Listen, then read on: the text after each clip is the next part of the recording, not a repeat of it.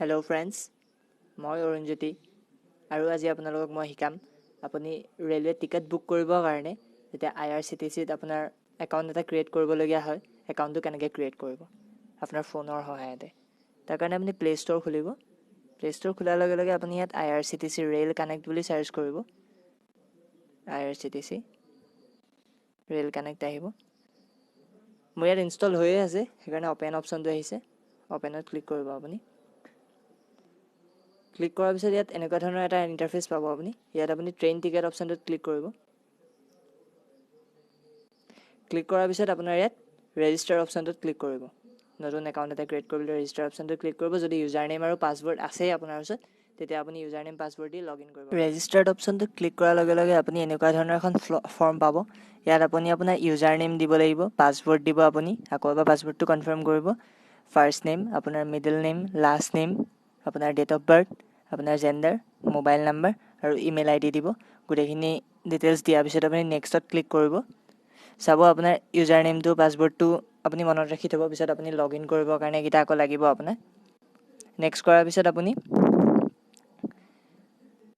ইয়াত আহিব আপোনাৰ নেশ্যনেলিটি, ছিকিউৰিটি কুৱেশ্যন, অকুপেশ্যন আৰু মেৰিটেল ষ্টেটাছ আহিব। এইকেইটা আপুনি দি দিব। তাৰপিছত নেক্সট কৰাৰ পিছত আপোনাৰ এড্ৰেছটো ফিল আপ কৰিব আহিব। আপুনি এড্ৰেছখিনি প্ৰপাৰলি ফিল আপ কৰিব। Address, street address, area, country, state, city, post office গোটেইকেইটা আপুনি ভৰাই দিব।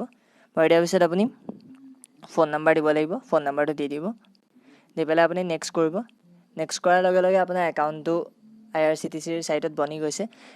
কমপ্লিট হোৱাৰ লগে লগে আপোনাৰ ফৰ্মখন ফিল আপ কৰোঁতে যোনটো আপুনি ইউজাৰ নেম আৰু পাছৱৰ্ড দিছিলে, সেইটো দি পেলাই আপুনি লগ ইন কৰিব পাৰিব। শ্ব' পাছৱৰ্ডটো ক্লিক কৰিলে আপুনি পাছৱৰ্ডটো কি টাইপ কৰিছে সেইটো চাব পাৰিব। ইয়াত বুকিং উইথ OTP অপশ্যনত আপুনি যদি ক্লিক কৰে, তেতিয়া আপুনি কেপচাৰ প্ৰভাইড কৰিব নালাগে। আপোনাৰ ৰেজিষ্টাৰ্ড মোবাইল নাম্বাৰ এটা OTP আহিব, আপুনি সেইটো প্ৰভাইড কৰিলে হ'ব।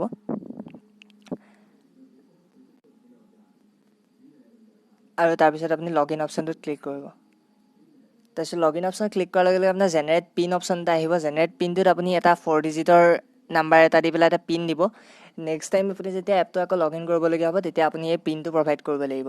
পিনটো আপুনি এণ্টাৰ পিন আৰু ৰি এণ্টাৰ পিন কৰি পেলাই দুবাৰ পিনটো দিয়াৰ পিছত একেটা পিনেই দিব। দিয়াৰ লগে পিছত ছাবমিট কৰাৰ লগে লগে আপোনাৰ কমপ্লিটলি একাউণ্টটো ক্ৰিয়েট হৈ যাব। নেক্সট টাইম আপুনি যেতিয়া লগ ইন কৰিব, আপোনাৰ পিনটো দি পেলাই আপুনি লগ ইন কৰিব পাৰিব।